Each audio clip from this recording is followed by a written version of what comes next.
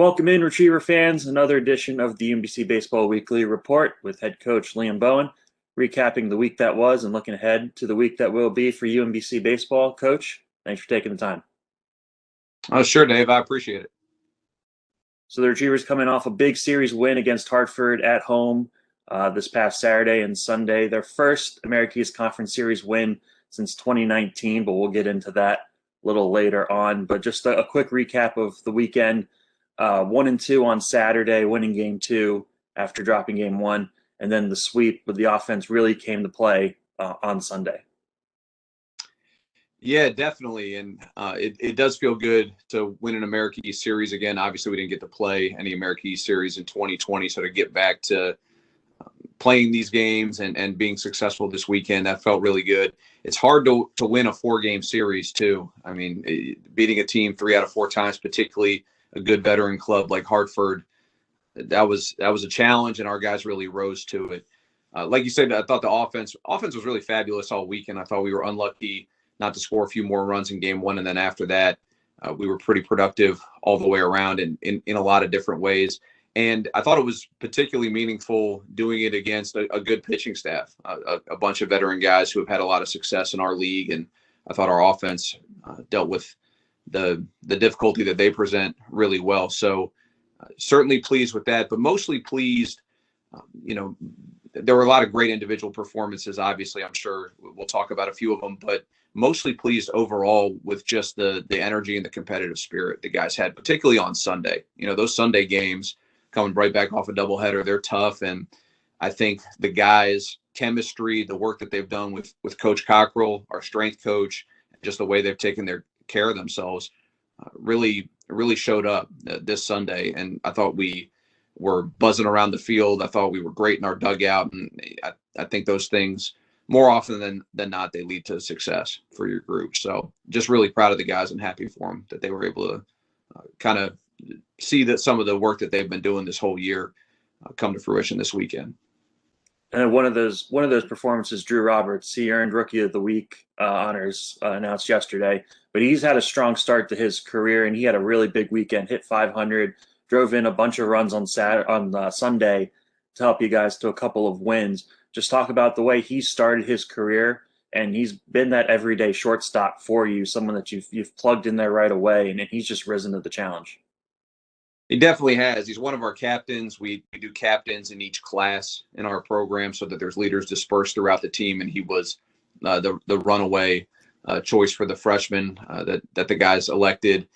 And you said it, he's really embraced that everyday role early on, which is not easy. There's not a lot of freshmen who play that position every day in our league, and he's kind of been a plug-and-play guy. I think defensively, he's just a gifted player. He's a guy who, the day he showed up, brought a lot of skill to the table on the defensive side of the ball. And as a hitter, he's exceeded, I think, maybe some people's expectation, and he hasn't exceeded ours, just because I really think he's a good, talented hitter. He's just the kind of athlete who's still growing into his body and gaining strength. And as he does that, I think his competitiveness and his natural ability to handle the bat has started to lead to more and more production. So definitely a guy who I think has been an impact freshman for us, and a guy who I expect more good things from the rest of the season. And I know we've talked about it a bunch already, but the depth of this team, you had Jack Ryan playing on Sunday. He got hurt, and then Joe Navenci had to step in for him. I think it was game 2, and he came in, had a big hit, had an RBI single. Just talk about the way that these guys just stay ready on the bench. It seems like it doesn't matter who you put in the lineup, who's getting playing time. They're going to perform, and they're going to exceed any kind of expectations that you could have set for anybody. Yeah, really pleased with that. I think it goes back to the development in our program. We take a lot of pride in, we dump the tank for everybody who's in our jersey and try and make them the best player that they can be. It's not, hey, this guy's a regular player, so he gets extra attention or anything like that. It's all about, if they're a retriever, we're going to make them into somebody who can help us through whatever their skill set is. I thought Navenci's a great example of that. Probably thought he might not get in that game. Jack Ryan cramps up. Luckily, it's not a long-term injury. We're fortunate there, but he comes in and he's ready to hit. And I think I think it's a couple of things. Number one, this is a group with a ton of chemistry. They spend a ton of time together, particularly at the field during COVID. That's kind of their place to hang out. Obviously we all are trying to be outdoors as much as we can through this, and they have a great opportunity to work on their craft with each other. And I think that's brought them closer together. And I also think they push each other. I think it's not a program, and we never want to be a program where it's comfortable to stay where you are and to just continue to be the player that you are today. It's got to be something where we're all hungry for growth, coaches, players, staff. And I think having enough quality players who can go in and be productive and successful on both sides of the ball, pitching and offense, that's really helped us, and that's driven us in our skill development to make some big gains. And then, like you said, the offense faced the tough pitching staff in Hartford, one of the best in the conference this weekend, and you come away with 3 wins. What does that do for the confidence of this young group now going forward through the rest of the conference season, knowing that they've played one of the best pitching staffs and performed and got 3 wins? Well, we think we can score. If we do what we set out to do, if we execute our model and our style, we think that's going to lead to runs.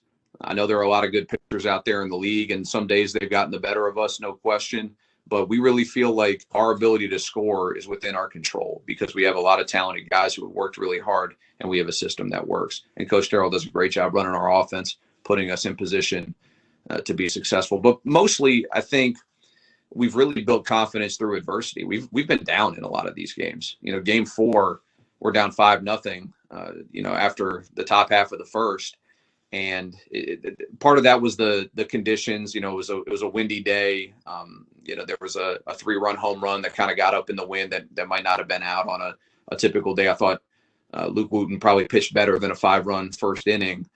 But the fact that our offense came storming back, scored 5 in the bottom, hit 2 home runs of our own, and then Wooten comes out, digs in, and gives us 4 straight zeros, like that's the kind of stuff that chemistry is made out of. You can have the guys like each other and relate to each other, and you can work on it as much as you want, but really chemistry starts when true chemistry I'm talking about starts when the team is faced with a big obstacle and they're able to overcome it together. So just to see our offense, come back in the dugout after scoring in the bottom of the first in Game 4, talking to Luke, pumping him up, telling him that they were behind him, and seeing Luke respond, I thought that was in a weekend that had some good moments for us. That was probably my favorite moment, just to see how the guys really banded together and finished the job the way that we needed to. And then all weekend on the other side for you guys, the pitching seemed to be fantastic all weekend. Like you said, Luke really stepped up and bared down after that first inning where he gave up 5 runs. But we've talked about it before, how you thought this pitching staff could be one of the best in the program, and how well they could perform this year. Just talk about how it looks like they're starting to turn that corner, like you've been saying all year.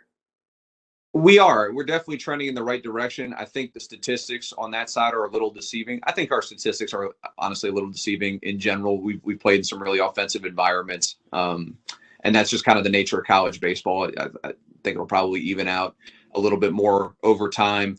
But for our pitching staff, I think this was a weekend where we play in a park that's tight in some areas, and it was a warm, windy weekend, and there were going to be some home runs hit. That's just the nature of the beast. And I think our pitching staff did a really good job of limiting Hartford to really only scoring through the long ball. Like there were very few times that Hartford scored in an inning where they were able to string together hits or manufacture some runs, and particularly in the last 3 games. And I just think that came down to our pitchers doing a really good job competing in the strike zone, doing a really good job using all their stuff. Our catchers, I thought, called a good game those last 3 games, and we continue to defend pretty well. I think that's maybe been a little bit undersold, is how much more athletic we've gotten on defense, and how prepared our guys are. Coach Marsh does a lot with the defense, and he's done a fabulous job. So yeah, a lot went into it, but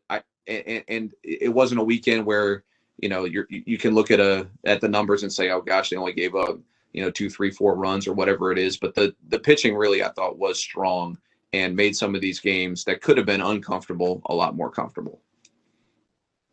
And then the first American East Series win since April 20th and 21st of 2019, obviously not playing any conference games last year, but almost 2 years to the day that you won your last conference series, and that was against Hartford at home. Just talk about, getting that first series win and what that's going to do now going forward as you head into your division play with Stony Brook coming up. Well, all we've wanted is just an opportunity to control our own destiny in our division. These first 4 weekends where we're playing these out of division games, for a team like us who has less experience than probably any team in the conference, honestly, we probably have more players that are new to America East baseball than anybody else. I haven't checked that, but it certainly feels true. When I write the scouting reports for these opponents, it's a lot of familiar names. It's a lot of guys who go back to the 2019, the 2018, sometimes even the 2017 scouting report for more information to kind of flesh out what we see on video. So that's not the case for us, and we understand that. It's certainly not an excuse. We're here to compete. We're here to go after the conference championship like 7 other teams. Everybody's in it for the same reason. For us, these early games, they're certainly, realistically, there was a learning curve as guys started to understand the level of play and the intensity that these weekend ball games have in our conference. And I think overall they've come through it, certainly trending in the right direction. And I think we're heading into our division with an opportunity to, if we play well, be rewarded for it. And that's what we want. So, yeah, it felt good to get a series win. It feels good to have gotten better each weekend. I think you can clearly see our team improving week to week. We got some big challenges ahead, starting with Stony Brook this weekend, but I'm encouraged with the group and just happy to have these guys represent us. I think they've done a nice job. And then you're second now, like I said, you're second in your division. You're playing the top team in Stony Brook this weekend. They always seem to be near the top or at the top of the league, winning the league every so often in the year. It seems like, not that long ago they got to College World Series back in whatever year that was in the early 2010s. But, coming up now, having to go up there and play at a tough place in Stony Brook, what's it going to take for the Retrievers to at least not only get a split, but hopefully get another series win? It's going to take what it takes every weekend in the America East. I mean, they're playing particularly well. They're a great program. I have all the respect for Coach Sank and his staff. They do a great job. We've had some great games with those guys over the years. We played them in the tournament final in 2015 and lost. We had a great tournament game with them that we were fortunate to win in 2017 on our way to our championship. I mean, I've coached against Stony Brook, for 10 years now, and I know it's always going to be a challenge. But at the same time, the things that we need to do to be successful are within our control. We need to continue to, execute our style. We need to continue to have a good approach at the plate. We need to continue to defend the way we've been defending and stay sound there. We need to blow up the strike zone with multiple pitches. We need to hold runners. All the things that make good teams be successful. Those are the things that we need to do. So certainly we'll be aware of what Stony Brook can do on both sides of the ball. We'll know what their pitchers like to do. We know, where their hitters are more and less successful. But at the end of the day, it's really about us and our execution. So that's where we're going to keep our focus. All right, Coach. Thanks again. Appreciate it as always. All right. Go Dogs. Go Dogs. The Retrievers are at Stony Brook this weekend, Saturday and Sunday, for 4 games against the Seawolves. Then they come back home to host Binghamton the following weekend on Saturday and Sunday. All 4 of those games will be on America East TV. And as always, keep up to date with UMBC Baseball on UMBCRetrievers.com and the team's Twitter page at UMBC Baseball.